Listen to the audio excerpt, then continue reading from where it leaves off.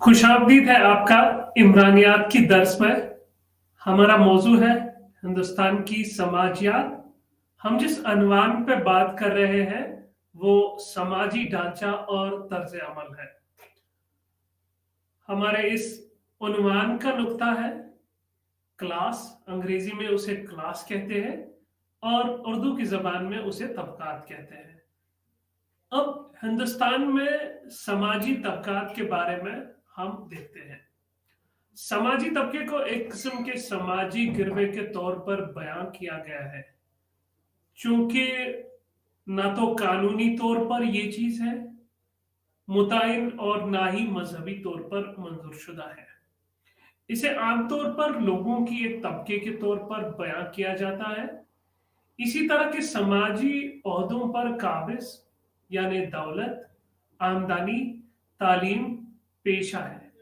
Class के कुछ बुनियादी तायन करने वाले ये निस्बतन खुला है, यानी कोई भी जो बुनियादी मयार को पूरा करता है इसका रुकन बन सकता है। आइए मैं कई क्लास के बारे में जिक्र करते हैं। क्लास, पिछले दर्स में हमने बात की थी कास्ट यानी जात पात के बारे में। हमने एक अहम चीज उसके बारे में बताया था कि जो कास्ट यानी जात पात है वहां पे एक ऐसा उसका तकर्रुर किया गया है और वो इस तरह से बनाई गई है ताकि एक इंसान एक जात से दूसरे जात तक तश्कील नहीं हो सकता है। यहाँ तबकात में बिल्कुल मुख्तलिफ है।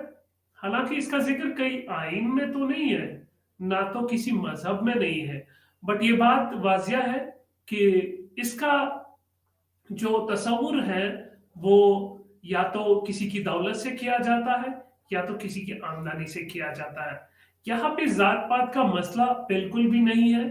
जिसके पास जितनी दौलत है, जिसके पास जितनी आमदनी है, उसको उस तबकात के हिसाब से दर्जा दिया जाता है। लेकिन कहीं ना तो मजहब में ये बात है, ना तो ये किसी आइन के दायरे में ये बात है। मास्टर इन क्लासों को दर्जेबंदी के लिहाज से बना देती है।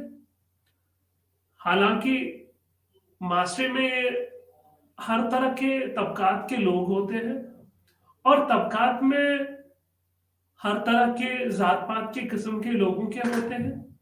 पर आज के दौर में जो सबसे बड़ा मकाम है वो एक तबकात के लिहाज से माना जाता है, क्योंकि किसी भी तबकात के लोग को अगर उनकी आमदनी या उनकी माल दौलत ज्यादा हो तो उन्हें बड़ा उरूज से माना जाता है। बुनियादी तौर पर दौलत और आमदनी के फर्क का इजहार मुख्तलिफ जिंदगियों में होता है। स्टाइल और केप्ट के पैटर्न समाजी तबकात के खुसूसियात है। सन्नती माशरों, आपको एक मिसाल देने के लिए, एक सरमायादार मैन माशरे में हम अम्मामन सरमायादारों के तबका और इसके अलावा मेहनत कश तबकों को पाते हैं। कई दूसरे हिंदुस्तान में समाजी तबके जैसा कि हम आज देखते हैं अंग्रेजों के दौर में इनकी पैदाइश हुई है। अगर हम आज के दौर में हिंदुस्तान में देखेंगे तो हिंदुस्तान के तबकों में एक चीज आया है कि जो आज के दौर के लोग हैं वो एक इस तरह की नकलो हरकत में है जो अंग्रेजी दौर के रहने वाले लोग जिनका रहन सहन सरमायादारी की वजह से बिल्कुल तब्दील हुआ था, और वही तब्दीलियां आके यहाँ पे लोगों ने अपने में अक्स कर दी और अक्स करने से ही इतना उनका मयार नहीं बढ़ा। हालांकि मयार इसलिए बढ़ा जो उनकी दौलत और आमदनी की वजह से था। हुक्मरानी, इसका मतलब ये नहीं कि तबके का रुझान कबल अज बरतानिया में मौजूद नहीं था। हिंदुस्तानी माशरा, हिंदुस्तानी समाज की तबकात जो बहुत सिर्फ कम वाजिया थी, जैसा कि ये बरतानवी दौर में निकला था। नाम नेहाद खुद कफलाता, ऐसा लगता है कि गांव की कम्युनिटी इसके पीछे वजूहात में से एक है। वही है कि गांव के कम्युनिटी आमतौर पर सिर्फ वही पैदा करती है जिसकी जरूरियत थी। गांव की केप्ट के जरूरियात इसके लिए बहुत कम सरप्लस था और इसके लिए गांव की आबादी के दरमियान कम नुमाया फर्क थी। अगर हम बात करें हिंदुस्तान की, तो ज्यादातर हमारी आबादी गांव में रहने वाली है और गांव में तो अक्सर मुंह से हाथ तक कमाई की रसाई रहती है। या तो ज्यादातर लोग जमींदारी में वाबस्ता रहते हैं या तो कुछ ऐसे रोजगारों में मुब्तला रहते हैं जिसमें नाई का काम, जिसमें कसाई का काम, जो आम तबके के लोग करते हैं। लेकिन इनमें तब्दीली किस तरह से आई? इनमें तब्दीली जब बरतानवी में सरमायादारी का निजाम बढ़ गया, तो सरमायादारी ने खाली बरतानिया को अपनी लपेट में नहीं लिया, सरमायादारी ने हर एक तबके के लोग को अपनी लपेट में लिया। उसमें हिंदुस्तान में रहने वाले लोग, जो देहाती लोग थे, जो गांव में रहते थे, उन पे एक जबरदस्त असर पड़ा। यहां तक कि जब एक निशान जद तबकात तवील अर्ज था, ये की तरफ से छाया गया। तजाद के जुज़ु दर हकीकत वाहिद दायरा जहां तबकी जहत खुद को जाहिर करते हैं। हुक्मरानों और हुक्मरानों के दरमियान बातचीत की नौयत ज्यादा तेज थी। हुकूमत की बादशाह और इसके दरबारों में एक तबके की नुमाइंदगी को जो इसके बिल्कुल मुख्तलिफ थी, वो रियाया जिन पर वो हुकूमत करते थे, दरबारी जिम्मेदारियों जागीरदाराना पर मुश्तमिल थे। अब हुकूमत ने एक चीज तश्कील कर दी और उन्हें तबकात को मुख्तलिफ दर्जों में तकसीम किया, क्योंकि उस जमाने में बादशाह की तरफ बहुत सारे लोग माइल थे और बादशाह की वजह से एक चीज आया था कि जो लोग इसमें काम करते थे, जो यहाँ पे थे, वो इसी चीज का जिक्र करते थे कि उनके साथ उनकी वाबस्तगी थी। चाहे कोई वजीर था या कोई माशत पसंद लोग थे या कोई कुछ इसमें काम करने वाले मजदूर थे।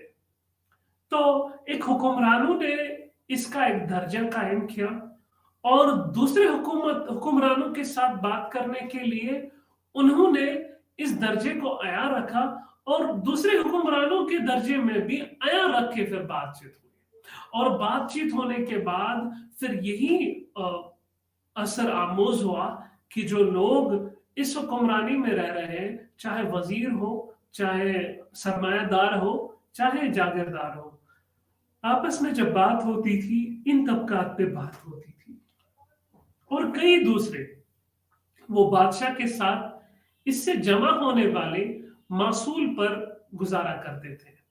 गांव की बरादरी इनके दायरे इख्तियार में हिंदुस्तान में नौ आबादियाती हुक्मरानी हिंदुस्तानी तारीख में एक अहम मोड़ साबित हुई।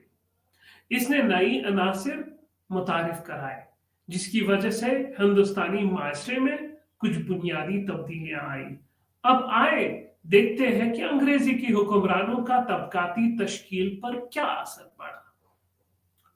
हिंदुस्तान में एक आया तब्दीली आई और इन आया तब्दीलियों में एक चीज का जरूरी तस्वुर था, क्योंकि बात फिर से गांव की हो रही है।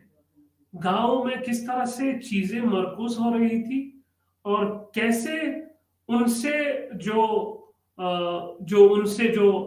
उन्हें जो देना पड़ता था, जो भी तकमीना उन्हें देना पड़ता था, कैसे उस चीज को वो अपने आप में एक सिस्टम का एक हिस्सा करार दे।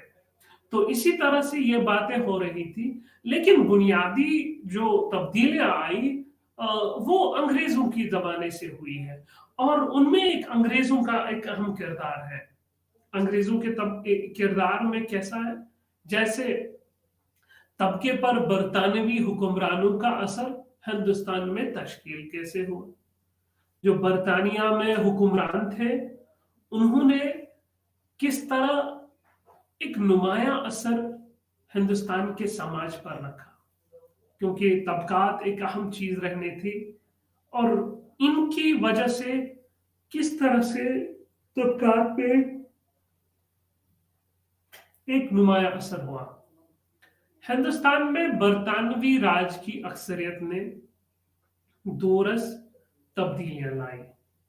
ہندوستانی معاشرے کو برطانوی راج نے، حکمرانوں نے ایک نمایاں تبدیلی لانے میں عیاں کر دیا۔ ان میں سے کچھ تبدیلیوں پر مندرجہ ذیل حصولوں میں بحث کی گئی ہے۔ تو ہندوستان کے طبقات پر انگریزوں کی وجہ سے بہت ساری تبدیلیاں آئیں، اور ان تبدیلیوں میں کچھ تبدیلیاں اس طرح سے ہے کہ جنہیں ہم بیان کریں گے۔ سب سے پہلی تبدیلی جو ذات میں تبدیلی ہے۔ ہندوستان میں نئے سماجی طبقات کا ابھرنا دور دراز نتیجہ تھا۔ ہندوستان کے معاشی ڈھانچے میں انگریزوں کی طرف سے لائی گئی تبدیلیاں دیر برطانوی انتظامیہ نے موجود زمینی نظام میں انقلاب برپا کر دیا۔ اس سے دور ہو گیا گاؤں کی زمین پر گاؤں کی برادری کی روایتی حقوق، اس کے بجائے 18ویں صدی کے دوران متعدد زمینی اصلاحات متعارف کروانے کر زمین میں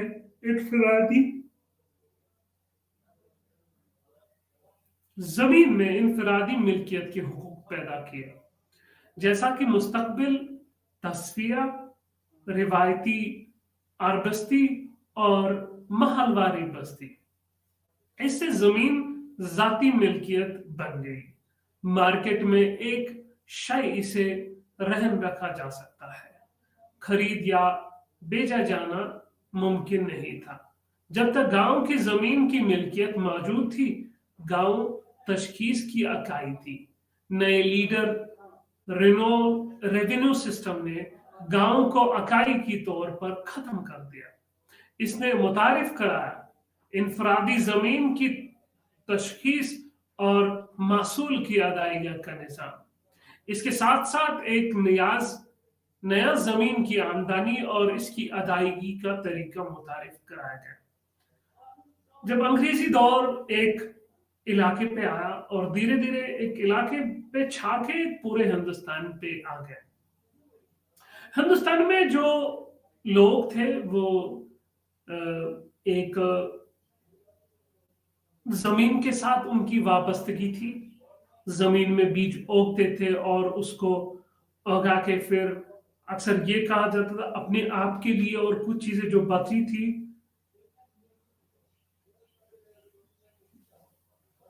اور جب ان میں سے جو پیداوار بچتی تھی اس کو بیچ دیا جاتا تھا۔ جو ہی انگریز آئے تو انگریزوں نے اس چیز کو دیکھا تو دھیرے دھیرے انگریز قابض ہوئے۔ انگریز قابض ہونے کے بعد ان گاؤں والے لوگوں سے ایک طریقے کا رینٹ لیا کرتے تھے، ایک قسم کا ٹیکس لیا کرتے تھے۔ یہ ٹیکس اس لیے تھا کیونکہ یہ زمین ان کو، حکمرانوں کو اس کا ٹیکس دینا پڑے گا، کیونکہ یہ جو حکمران ہے انہوں نے اس زمین اور اس جاگیر کو حفاظت میں رکھا ہے، اور جب ان حکمرانوں نے اس زمین کو قابض کیا ہے اور قابض ہو کے ہی پھر ان پہ چیزیں مسلط ہوتی ہے، تاکہ آپ کی زمین جو ہے اپنی نہیں ہے، یہ قابض کی زمین ہے، کیونکہ حکمران نے اس کو قابض کر لیا ہے اور قابض کر کے پھر آپ کو استعمال دیا ہے۔ تو پھر وجہ کیا تھی کہ جو انہیں ادائیگی کرنی تھی اس چیز کی، جو معاوضہ انہیں ادا کرنا پڑتا تھا، اس میں لمبی بحث ہوا کرتی تھی، لمبی بحث ہوئی ہے، اور اگر ہم اس پہ بحث کریں تو وہ کبھی ختم نہیں ہوگی۔ تو مختصر سے دیکھتے ہیں، تو بات یہ ہو رہی تھی کہ جب ان زمین پر کام کرنے والے کسانوں کو ان سے یہ جو ٹیکس لیا جاتا تھا، تو دھیرے دھیرے انگریزوں کو اس میں بڑی دشواریاں ہو گئی۔ دشواریاں ہونے کے بعد انہوں نے اس کو بائیفرکیٹ کیا، تقسیم کیا۔ انہوں نے इस तरह का सिस्टम बना। जैसे एक सिस्टम बना रोयतवारी, महलवारी और जमींदारी। जमींदारी बहुत सारी जमीनों को इकट्ठा करके, उन्हें जमीन, बहुत सारी जमीन होती थी किसी किसी जमींदार के पास, वो फिर नीचे वाले तबकों को दिया जाता था इस्तेमाल करने के लिए, जो किसान थे, और उनसे जमींदार टैक्स लेता था और टैक्स से अंग्रेज टैक्स लिया। तो उनके पास बड़ी, जमींदारों के पास बड़ी बड़ी लंबी जमीनें हुआ करती थी, तो इसको जमींदारी सिस्टम कहा जाता था। फिर उसके बाद दूसरा रोयतवारी सिस्टम। रोयतवारी सिस्टम, छोटे छोटे जो किसान थे उनके पास छोटी छोटी जमींदार थे, उनके पास छोटी छोटी टोलियों से जमीन थी, तो उन्होंने एक साथ मिलकर उन्हें रोयतवारी सिस्टम करार दिया कि आप इस बंदे को ऐसे टैक्स देना, उस बंदे को टैक्स देना है। फिर जब तीसरा एक दर्जा उन्होंने किया जिसे महलवारी सिस्टम कहते हैं, जैसे मोहल्ले हुआ करते थे, इस तरह से जमीन बटी हुई थी बहुत सारे लोगों में, और उतनी ज्यादा नहीं बटी थी, फिर भी रोयत से थोड़ी ज्यादा थी। तो ज्यादा जमीन मिल बैठ के एक बंदे को जिम्मेवारी रखी गई कि आप इसे टैक्स दिया करें। जब वो टैक्स लेते थे तो फिर उसे अंग्रेजों को देना पड़ता था। तो इस तरह से एक निजाम चल रहा था जहां पे जमींदारी, महलवारी और रोयतवारी सिस्टम था, जिसे एक ही अल्फाज में बयान किया जाता था अंग्रेजों की तरफ से, एक रेवेन्यू सिस्टम है। इससे हमें जो पैसा मुतारिफ होता है, हम इसको बहसीत टैक्स लेते हैं। तो ये एक चीज नुमाया थी। उसके बाद आमदनी साल के असल पैदावार के एक मखसूस हिस्से पर तय की गई थी। जो टैक्स हुआ करता था, कयास आराजी की बिना पर एक टैक्स किया जाता था। ये नहीं था कि कितनी पैदावार होगी और इस किसान को कितनी पैदावार होगी, कितना जमींदार को दिया जाता है, जमींदार कितना अंग्रेज को देंगे, इस चीज को नहीं किया जाता था। बस एक अंदाजे में कहा जाता था। उसमें जो एक जमींदार है, आम जो किसान है, जमींदार नहीं, किसान पे बहुत ज्यादा ममनूई असर पड़ता था और उसकी जिंदगी बद से बद होती जा रही थी, और जिंदगी इतनी दरहम बरहम हो रही थी कि उन्हें बहुत सारा कर्जा लेना पड़ता था और वो कर्जे में डूबे जाते थे। और ये एक मामला था जो चल रहा था, और इसको अंग्रेजों ने बड़ा एक ताउन दिया और इसको बढ़ाते चलते गए। एक वक्त में जब जमींदार ही खाली इनसे जो टैक्स दिया करता था, उतना ये असर आमोज नहीं था। असर आमोज तब हुआ जब इसमें और एक इंसान की मुदाखलत हुई। वो एक अंग्रेज था, अंग्रेज हुक्मरान था, उन्होंने जमींदारों से हिस्सा लिया। तो जमींदारों का हिस्सा जो था, उन्होंने किसान से बहुत ज्यादा हिस्सा लिया। तो ये एक ममनूई बात थी, और ये बात सिलसिलेवार हिस्सों में चलती आ रही थी। एक मखसूस हिस्से पर तय की गई थी, एक मखसूस पर दिया जाता था कि इतना परसेंटेज आपको देना पड़ेगा। फिर बात ये तोहफा, जो इसे कहते थे, जो एक टैक्स था, कती नजर मुकर्रर रकम की अदायगी के निजाम से बदल दिया गया। जमींदार या निजाम के तहत काश्तकार इस मुतालबे को पूरा करने पर मजबूर थे। हुक्मरानी अंग्रेजों की थी। हुक्मरानी जो थी अंग्रेजों की थी। अंग्रेजों ने जमींदारों पे मुसल्लत की थी, जमींदारों ने किसानों पे मुसल्लत की थी। तो इसका लबैक करना और इसको मानना जरूरी ही था। मजीद नकदी में मासूल की अदायगी ने नकदी मासूलों की पैदावार को तहरीक दी। दो चीजें हुआ करती थी, जिसे हम अंग्रेजी में काइंड कहते हैं और दूसरे को कैश कहते हैं।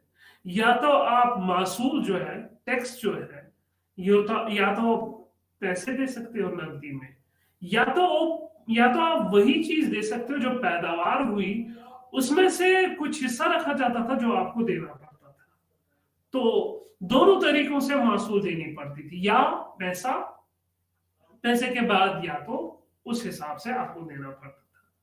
मजीद नकदी में मासूल की अदायगी ने नकदी फसलों की पैदावार को तहरीक दी।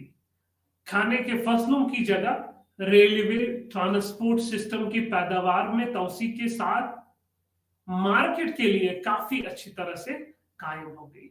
जो ही रेलवेज हो गई, जो ही ट्रांसपोर्ट सिस्टम आ गया, तो इस चीज के आने के बाद एक चीज नुमाया हुई कि इन्होंने एक चीज एक चीज लाई कि जो तसव्वुर एक इंसान के पास था, वो इस चीज को मुकर्रर था कि जो मौसूली हमें अदा करनी है वो एक अंग्रेज को अदा करनी है। और ट्रांसपोर्ट और रेलवे की वजह से कारोबार में बहुत सारी तरक्की हुई, और जो ही तरक्की हुई तो उन्होंने मौसूल दुगना किया। लेकिन फिर भी फिर से ही एक मामूली किसान पे ये सारे जुल्म बर्पा हो गए। जुरियात का ये तिजारती कार्य, इसके नतीजे में हिंदुस्तान में तिजारत की तरक्की को मुतहर्रिक किया। इसकी वजह से ही हिंदुस्तान की तरक्की तिजारत में हालांकि उरूज पे थी, बट एक आम इंसान के लिए ये एक ममनूई तरक्की नहीं थी। तिजारत फिर क्या था और तिजारत किस तरह से हुई? तिजारत और तिजारत दो चीजों के गिर्द मरकूज थी। खाम माल की फरहमी बरतानिया में सन्नतों के लिए थी। आपने सुना होगा, आपने पढ़ा होगा अपनी तवारीख की किताबों में किस तरह से अंग्रेज यहां आए। अंग्रेजों ने जब यहां लाया, वो यहां आए, वो जो इंडस्ट्रियल रेवोल्यूशन, सनतकारी की वजह से जो भी चीजें वहां बनी, वो इसको यहां भेजना चाहते थे।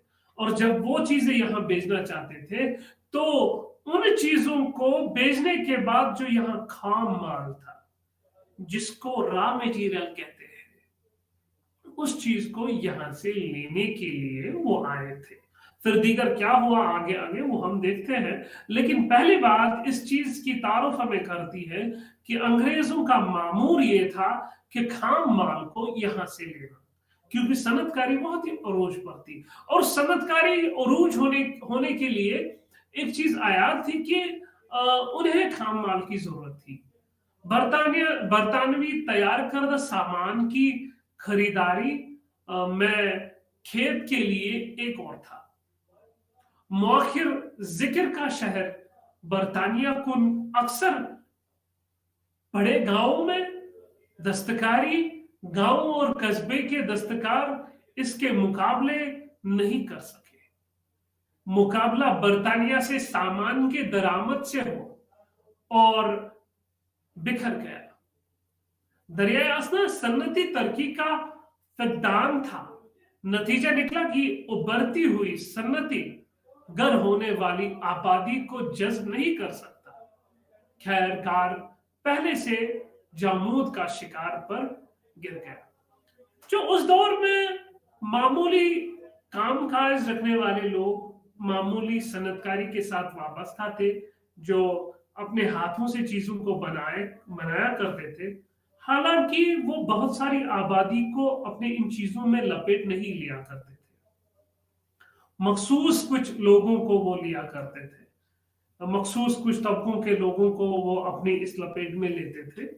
लेकिन धीरे धीरे हाल ऐसा हुआ कि सनतकारी बढ़ गई। सनतकारी बढ़ने की वजह से इन पे बड़े असरात हुए। असरात इस तरह से हुए क्योंकि अब जो एक आर्टिजन था, जो एक कारीगर था, कोई चीज बना रहा था, उसमें बहुत सारा वक्त लगता था और वक्त के बाद वो इसे बेचता था। और वो उसमें वक्त एक तो लगता था, दूसरा वो बेचता था, उसमें कमाई हुआ करती थी। लेकिन सनतकारी ने इस तरह से तब्दीली लाई कि दिन में ही बहुत सारी चीजें तैयार हुआ करती थी और ज्यादातर लोगों के पास पहुंचती थी, और उसने बहुत ही कम खर्चे पर उसको बेच दिया। रेलवे और सनत की तरक्की, तिजारत और तिजारत की तरक्की के साथ साथ तेजी से तरक्की हो रही थी। जैसा कि मैंने अभी भी बात की कि किस तरह से तरक्की हो रही थी। भारत में नकलो हमल का निजाम से रेलवे ने बड़े हुए पैमाने पर तोसी की। 19वीं सदी के वास्ते में इसके साथ ये पेशरफ्त की गई, बरतानिया में सन्नतों के खाम माल की जरूरियत को पूरा करने का एक निजाम किया। रेलवे की वजह से किस तरह से چیزیں ایک جگہ سے دوسری جگہ پہنچا کرتی تھی. اور یہاں پہ انگریزوں کو ایک معمور تھا. انگریزوں کا معاملہ یہ تھا کہ انہیں جو خام مال تھا اسے کسی نہ کسی طریقے سے برطانیہ تک پہنچانا تھا, اور برطانیہ تک پہنچے تاکہ وہ صنعت کاری میں اسے استعمال کرے, اور استعمال کرنے کے بعد وہ جو ہمارے پاس جو چیزیں لائے اور ہم اس کو استعمال کریں, اور اس کے لیے وہ بہت پیسہ کماتے تھے. مال کی ضرورت کو پورا کرنے کا ایک نظریہ. ریلوے اور سڑکوں کی تعمیر نے بھی انگریزوں کے سرمایہ کاری کے گنجائش فراہم کی. بھارت میں دارالحکومت یہ فوجوں کی بہتر نقل و حرکت اور قانون کی قیام کا باعث بنا. ریلوے اتنا ہی نہیں, صنعت کاری کی وجہ صنعت کاری بنی, صنعت کاری کو بڑھاوا دیا. ریلوے کی وجہ سے ایک اور چیز ہمارے پاس آئی, وہ یہ ہے کہ حکومت نے بہت سارے علاقوں پہ اپنا حکمرانی کا جذبہ کیا, اور فوج کا بھی ایک اہم کردار رہا. ریاستی اور انتظامی نظام. اب حکومت پہنچی علاقوں میں تو ریاست تھی, اور ان کا انتظامی نظام کیا تھا. ان کی پیشرفت سے پہلے بھی برطانوی حکومت نے بہت بڑا اہتمام کیا تھا, اور مفتوحہ علاقوں کے انتظام کے لیے وسیع ریاستی مشینری آئی. ایک بڑے اس مشینری کو چلانے کے لیے تعلیم یافتہ افراد کی تعداد درکار تھی.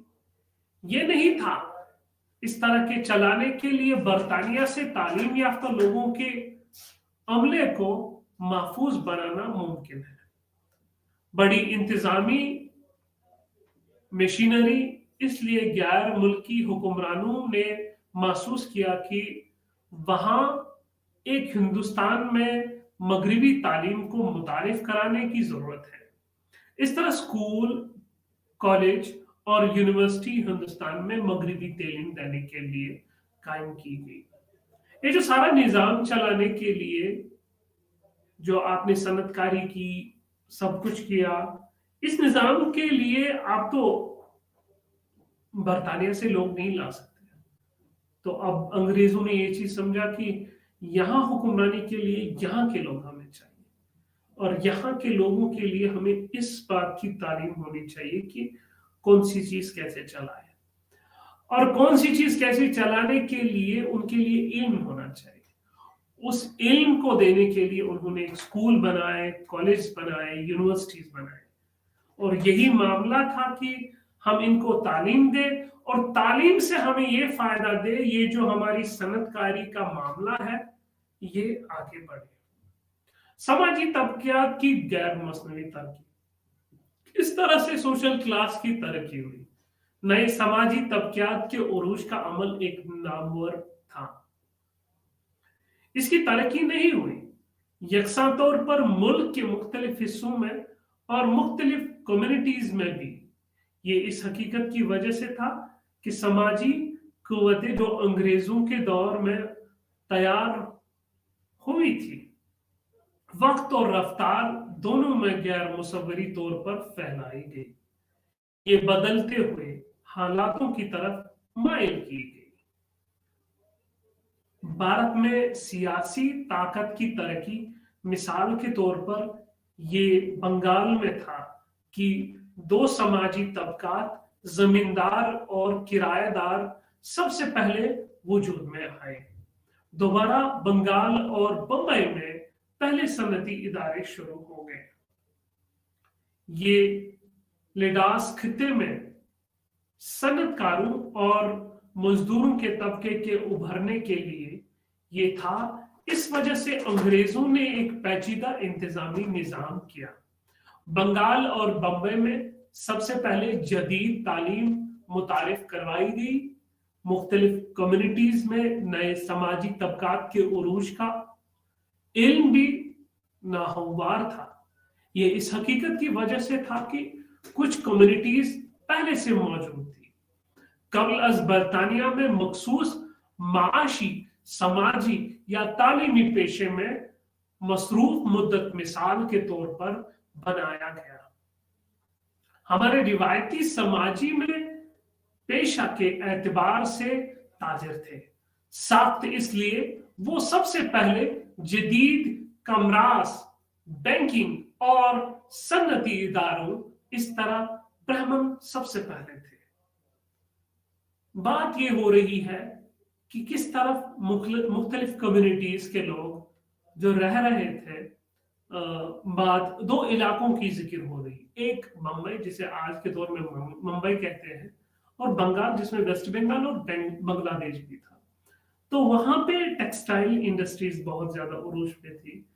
तो इनको चलाने के लिए पहले यहीं पे इल्म देना पड़ा, और इल्म ये देना पड़ा कि ताकि इन्हें इस चीज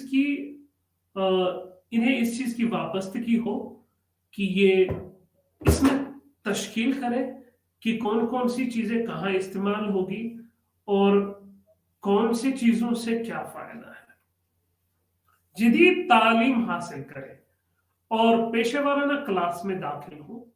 ये कम्युनिटीज नए चैलेंज का सामना किया और सबसे पहले सरगर्मी के इन शोबों में दाखिल हुए, क्योंकि पहले से ही इन शोबों की तरफ बुनियादी मिजाज रखते थे। इस तरह आजादी के मौके पर हम देखते हैं कि हिंदुस्तान समाजी ढांचे किससे बनता था। बेशुमार जाते और तबकात कुछ मामलात में ये एक दूसरे के साथ मवाके थे, लेकिन कुछ में इन्होंने ऐसा नहीं किया।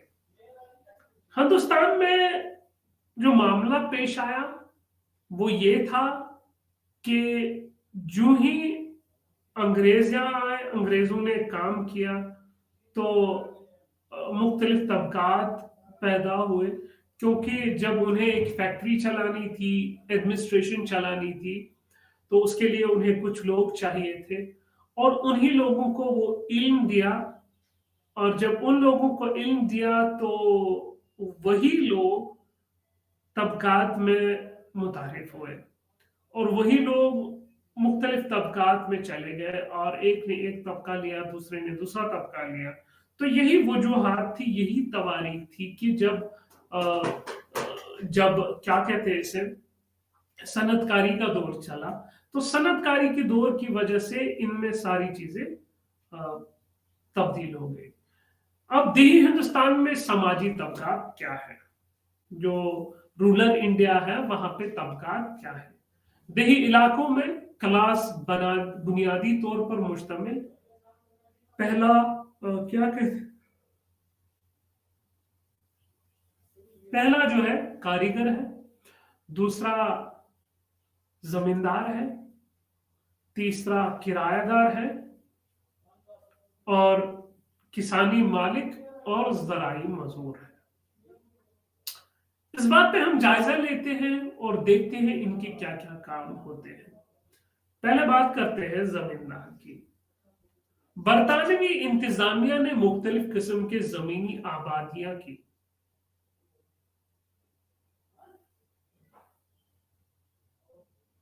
रिवायती तौर पर तस्फिया और महलवारी तस्फिया के साथ मुकामी मुस्तकमिल तस्फिया के तहत जमींदार की एक नई किस्म पैदा की गई। साबिका टैक्स जमा कराने वाले लोगों यानी जमींदार का इसके इस्तिलाह के तहत सफिया मिल्कियत का हक जमींदारों को दिया गया। इससे पहले तस्फिया जमीनी रियासत की तरफ से पटा की बुनियाद पर नीलाम की जाती थी, जिस पर जमींदारों को सिर्फ महसूल लेने का हक हासिल था। इस बस्ती के बाद ये जो अमल था मुस्तकिल तौर पर इनके हो गया, यानी वो इस जमीन के मौरूसी मालिक बन गए। जमींदार की वाहिद जमादारी अंग्रेजों को मुकर्रर जमीनी महसूल की अदायगी थी। हुकूमत नए किस्म के जमींदार तमाम अमली मकासद के लिए थे जो इनके बराबर थे। जमींदारों के इस इंतजाम के नतीजे में इस जमीन के किसान थे। एक दिन में किरायादारों की एक बड़ी तादाद में तब्दीली आई। ये तस्फिया की तरफ से मुतारिफ कराया गया। लॉर्ड कॉर्नवेल्स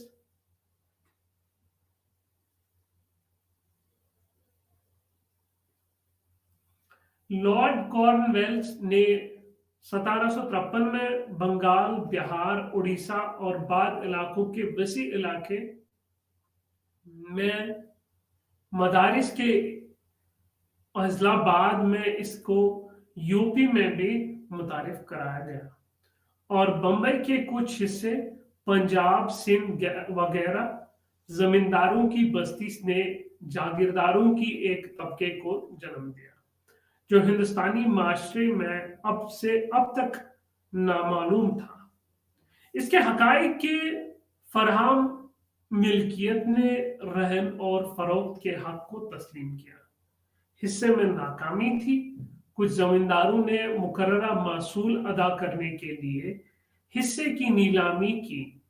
बड़े जायदाद इसके नतीजे में जमींदारों की एक नई तबके के दाखिले का बास बने।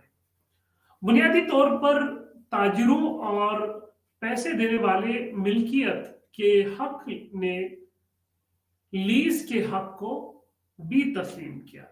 इसकी वजह से बड़े पैमाने पर छोटे इदारों की तरक्की कानून साजी ने ऐसी मुद्दतों को कबाइल मुंतकली बना दिया। वक्त गुजरने के साथ साथ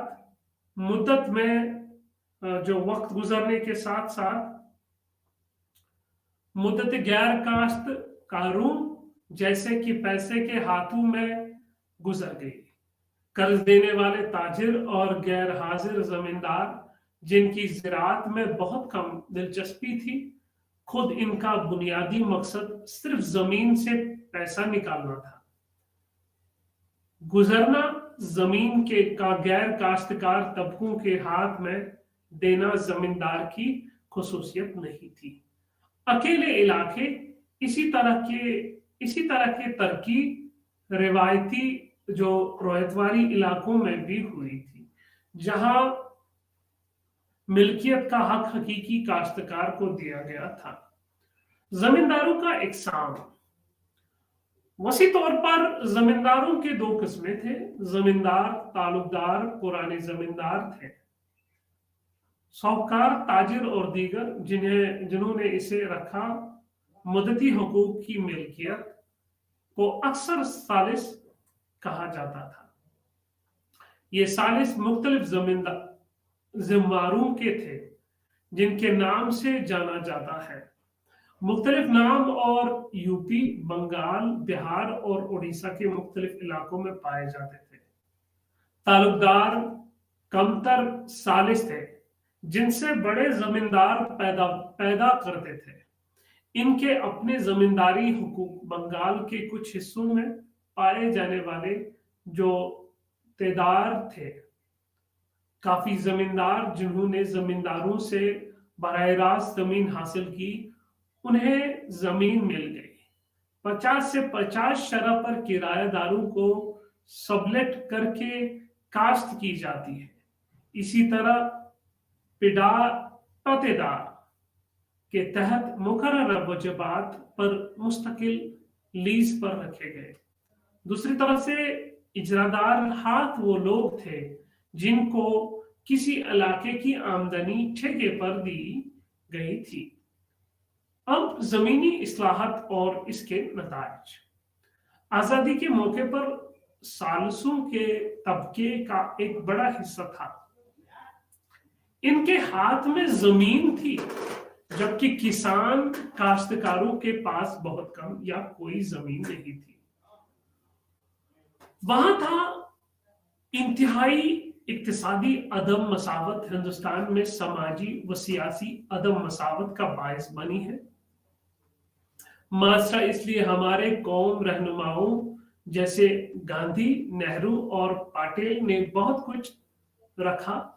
हिंदुस्तान के आजादी के बाद जमीनी इस्लाहत पर जोर दिया। इसका पहला मरहला मैनी असलाहत का मकदार सालसों जो जैसा कि जमींदारों का खात्मा था। जमींदारी निजाम को 1950 के दहाई में खत्म कर दिया गया और जमीनी असलाहत सबसे पहले की गई। जो जमींदारी सिस्टम था उसे एबॉलिश कर दिया गया। उसमें पंडित जवाहरलाल नेहरू का बहुत अहम रोल था, महात्मा गांधी का भी रोल था और सरदार पटेल साहब का भी बहुत अहम रोल था। उन्होंने इस चीज को देखा कि किस तरह से जो सारी जमीनें हैं एक इंसान इन पे काबिज कर रहा है और इनको अपनी जागीर बना के फिर कैसे लोगों से टैक्स लिया जाता है और फिर इसी टैक्स की बिना पर किस तरह से जो आम लोग हैं उन पे कैसे जुल्म ढाए जाते हैं। उत्तर प्रदेश में नाफिज मकसद काश्तकारों की बराह रास्त में लाना था। रियासत के साथ ताल्लुकात लिहाजा मालकियती या कस्बे के हकूक को फरहम बहाली काश्तकार किराएदारों पर इस इकदाम का एक हिस्सा था। 1950 की दहाई में जमींदारी निजाम के खात्मे की कई नताइज बरामद हुए। इसकी कयादत की नए क्लास की तश्कील की। मिसाल के तौर पर सालिस जैसे जमींदार खुद को जमीन के मुल्क मालिक करार देते थे। पहले जमींदार करते थे किराएदारों को अपनी जमीनें लीज पर दे, लेकिन जब जमींदारी का निजाम खत्म कर दिया गया, यूपी जैसे रियासतों में हुकूमत ने साबिका जमींदारों को ऐलान करने की इजाजत दी। जमीनों की मिल्कियत जिन पर वो खुद काश्त कर रहे थे, ये जमीन खुदकाश जमीन कहलाती थी। चुनाचे नतीजे के तौर पर जमींदारों ने सबसे ज्यादा मजबूर किया। इन जमीनों में से किराएदारों को निकाला गया और जमीनों का ऐलान किया गया जिस पर इनके कब्जे थे बतौर खुदकुश। इस तरह जमीनी इस्लाहात के बाद इनका नाम बदल कर रख दिया गया। जमींदार यानी मिट्टी के काश्तकार, वो किराएदार जो असल में खेती कर रहे थे। जमीनी इस्लाहत से पहले की जमीनों को इनकी जमीनों से बाहर फेंक दिया गया था। वो बेजमीन ज़रई मजदूर बन गए। इसकी वजह से की कमजोरी हुई किसान, लेकिन बेहतर किराएदारों का एक ज़ुमरा था जो खरीदने के काबिल थे। फाजिल जमीन जो जमींदारों की जमीन की छतों की वजह से पैदा हुई थी, माकूल हद तक हुकूमत की तरफ से मुकर्रर करदा कम न था। इस तरह किसानों के मालिकान की एक नई क्लास काश्तकार बनने गए, जिन्होंने ज़राअत को एक कारोबार की तरफ इख्तियार किया। क्योंकि जब उनसे जमीनें ली गई अंग्रेजों की तरफ से, जमींदारों ने जमीनें छीन गई क्योंकि उनके पास मसल पावर था, ताकतवर थे और अपनी ताकत की वजह से उनकी आवाजें दबा लेते थे, तो वो बात ही नहीं कर पाते थे और उन पे जुल्म मबनी हुआ करता था। जब धीरे धीरे जुल्म खत्म हुआ तो आजादी के बाद ये चीजें तब्दील हो गई, क्योंकि एक लैंड रिफॉर्म आया। लैंड रिफॉर्म ने जो जिनके पास बहुत सारी जमीनें हैं काश्तकारों को दी, जो उस पर काश्त करते थे, जो जिन्हें एक्चुअल जमींदार कहा जाता था। इस तरह आजादी के बाद जमीनी इस्लाहात के इक़दामात समाजी तौर पर शक्ल देने में नाकाम रहे। काश्तकारों की यकसान क्लास जब एक जैसा ज़रई तबके का सबसे ऊपर दर्जा बंदी, जमींदारों ने किसानों से टैक्स लेने का हक खो दिया। वही कि हुआ कि जमीन के साथ रह गए थे। इनकी माशी, सियासी और समाजी लादस्ती भी टूट गई, लिहाजा वो मजीद इस किस्म के कंट्रोल से लुत्फ अंदोज नहीं हुए। फैसद थे।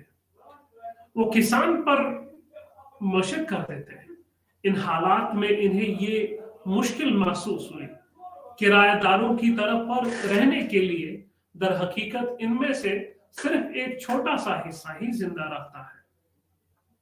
जब वो चीजें इनसे ले लेते थे, उन पे उनका हक छीनते थे, क्योंकि एक आम जमींदार जमीन पे काम करता था। जब आम जमींदार जमीन पे काम करता था तो वो असल में उस उजरत के हकदार थे, लेकिन मामला ये होता था कि उनको ये उजरत नहीं दी जाती थी, उनको उसमें से कम कवील हिस्सा दिया जाता था। किराएदार बाकी ने इंतजाम में फाइल हिस्सा लिया है और इनके फार्म की बेहतरी उन्होंने ज़राअत के तरीके में भी बुनियादी तब्दीली लाई है। पैदावार इस तरह साबिका जमींदार और कुछ सबक किरायादार बन गए।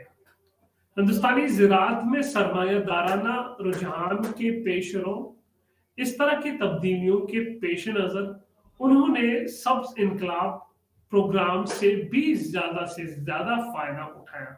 हुकूमत की तरफ से शुरू किया गया, जिसे ग्रीन रेवोल्यूशन कहते हैं, इन तब्दीलियों की वजह से तरक्की आ गई।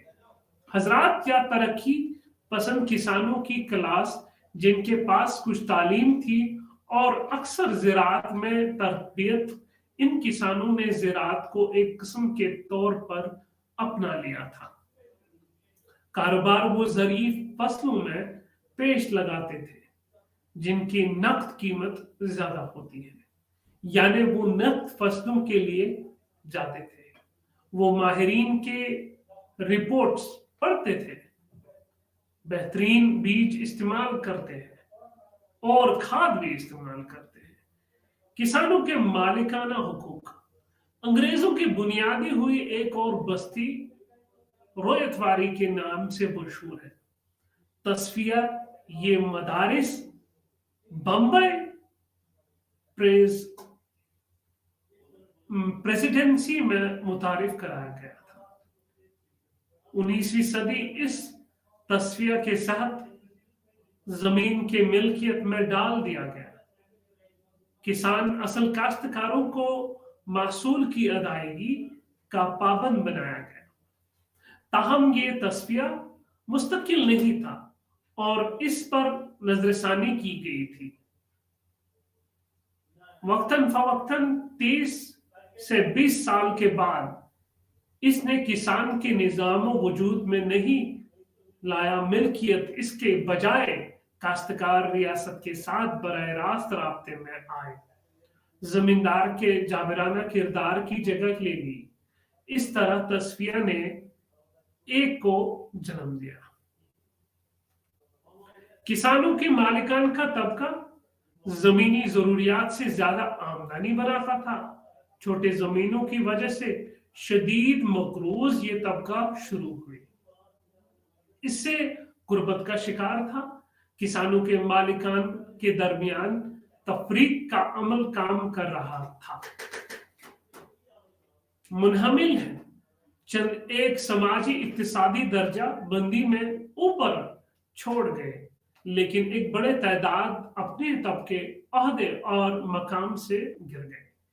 इनमें से एक बड़े अक्सरियत थी किराएदारों और मुंतकिली हुई ताजरों और दीगर, बल्कि किसानों के मालिकान के एक मखसूस हिस्से को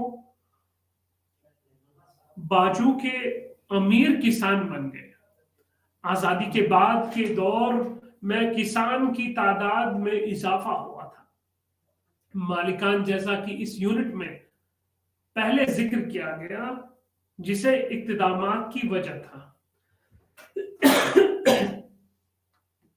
जमींदार का खात्मा और मौजूदा जमीनों और खानदानी मजदूरों पर ज्यादा से ज्यादा हद की तरफ से जमींदारों को मुआवजा अदा करते हुए साबका किराएदारों ने मिल्कियत हासिल की।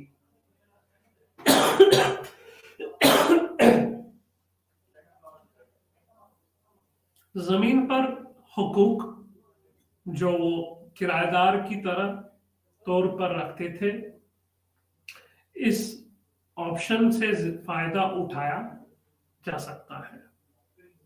बड़े पैमाने पर सिर्फ अमीर किराएदारों के जरिए, इसी तरह जमीन पर छत के जरिए बहुत से लोग जमीन में मिल्कियती हुकूक हासिल कर सकते हैं। अब किराएदार की बात करेंगे।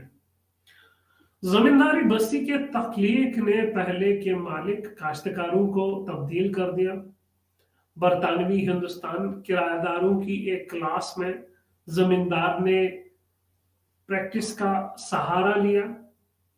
किराएदारों से हद से ज्यादा किराया वसूल करना जो अदा कराने में नाकाम रहे, जमीन से बेदखल कर दिया गया और इनकी जगह वो लोग लिए गए जो ज्यादा किराया अदा कर सकते थे। इसी तरह जागीरों में रिवाज गालिब था जो जमींदारों ने लीज पर दिया था। मोटे तौर पर इसके बाद जमींदारी इलाकों में किराएदारों के दो किस्में थे। अंग्रेजों के दौर में जमींदार और किराएदार लीज के हामिल बन गए। टेनेंट्स होल्डिंग्स के तहत किराएदार इस तरह जिली किराएदार थे। यकीनन मुख्तलिफ जमींदारी जेल में किराएदारों की तादाद भी बंगाल में प्रौन चढ़ी थी। इनमें से सबसे कम दर्जा बुनियादी हिस्सा दर्जा था। किराएदारों और मातहतों को बुनियादी तौर पर अमल सब इंफ्यूडाइजेशन कहा जाता है। जरई मजदूर, गैर काश्त करने वाले जमींदार, किसान, मालिकान और किराएदार ही समाज नहीं थे। ज़राअत से मुंसलिक ग्रुप किराया अदा करने वाले किराएदारों को सूजन के साथ ज़रई मजदूरों के तादाद में भी बतदरीज इजाफा हुआ। किसानों की आबादी के दरमियान बढ़ते हुए मकरूज, इसके बाद जमीन से बेगानगी और गांव के किराए घरों की नकल मकानी इसलिए बड़ी हद तक जिम्मेदार थी। ज़रई मजदूर 3 किस्म के थे और अब भी हैं। कुछ के मालिकाना हुकूक अभी भी हैं।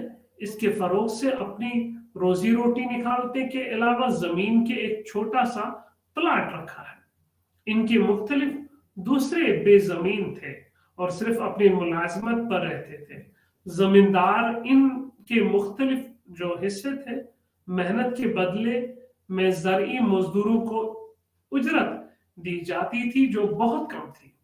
इनकी जिंदगी की हालात तसली बख्श नहीं थी। अजर ताम तौर पर धान, गुंदुम और दाल जैसे ग़िज़ाई अनाज की अदायगी की जाती थी। बाज़ औकात उजरत के बदले नकद रकम अदा की जाती थी। एक खास मयारी पैमाना जो पेशा उजरत देने के लिए काम किया गया था, दरहकीकत कसम की अदायगी साथ साथ जारी अदायगी मुल्क के कई हिस्सों में एक और किस्म की मजदूर राइज थी। इनकी हैसियत तकरीबन गुलामी या नीम गुलामी की थी। डबलास क्लासवर गुजरात में, हेल्स तमिलनाडु में, पिड्याल, इस तरह के बंधन से चंद मिसालें हैं। कारीगर, दही इलाकों में कारीगरों का तबका गांवों की कम्युनिटीज का एक लाजिमी हिस्सा बना था। वो कदीम अदवार से मौजूद है जो आम खुद एक हिंदुस्तानी गांव की काफी तस्वीर है। इनमें से कुछ बड़े बधाई की तरह है, लोहार, कुम्हार वगैरह। तमाम गांवों में खानदान नहीं थे इन कारोबारों में से, लेकिन जिस्मानी निजाम के तहत कभी कभी इनका एक खानदानी पेशा था। जातों ने एक से ज्यादा गांवों की खिदमत की, वो न कर सके। बरतानवी सन्नतों के दर्जे तैयार करदा बड़े पैमाने पर तैयार करदा सामान के मुकाबला करे। ये सामान मशीनी और सस्ता था। मिसाल के तौर पर टेक्सटाइल एक हुआ करता था, वो इलाका जहां हिंदुस्तानी कारीगर ने खुद को बेहतर बनाया, आज भी हम तारीफें सुनते हैं। ढाका मिल, ढाका में तैयार होने वाले कपड़े की एक उम्दा किस्म अभी बांग्लादेश में है। बड़े पैमाने पर तैयार करदा बरतानवी अक्सरियत और दस्ताबाजी की वजह से कपड़ा हिंदुस्तान टेक्सटाइल्स को शदीद दशका लगा, लिहाजा इसके लिए मुताहला हिंदुस्तानी कारीगरों को तैयार करदा सामान गिर गया, कारीगरों को बड़ी तरह नुकसान पहुंचाया गया। इनमें से ज्यादातर इतने मुफलिस हो गए कि इन्हें वापस ज़राअत की तरफ लौटना पड़ा। इसके नतीजे में ज़री खेतों में इजाफी मजदूरों आ गए, जिन्हें मुफीद बजाय पैदावार कंट्रोल न कर पा सके, क्योंकि जो ये आर्टिजन थे, मुख्तलिफ काम करने वाले लोग थे। हमने एक मिसाल दी एक ढाका टेक्सटाइल मिल की, ये इस तरह से चलती थी। वहां पे जो आमतौर के लोग थे जो जमीन के साथ भी काम करते थे और अपनी कारीगरी को भी चलाते थे, और जो वक्त कुछ उनमें जो रहता था, फ्री वक्त रहता था, खाली वक्त रहता था, उसमें वो अपनी सनतकारी का काम करते थे। तो इस तरह से दो चीजों का फायदा था, एक तो जमीनें भी चलती थी, दूसरी को कारोबारी मामले भी आगे चलते थे। लेकिन बदकिस्मती से हाल क्या हुआ कि जब टेक्सटाइल इंडस्ट्रीज बनी, टेक्सटाइल इंडस्ट्रीज बनने की वजह से जो बहुत सारी पैदावार हुई, और पैदावार भी हुई और सस्ता चीजें भी आई, और सस्ता चीज भी आई, ज्यादा पैदावार भी आई, ज्यादा मार्केट इसने लिया।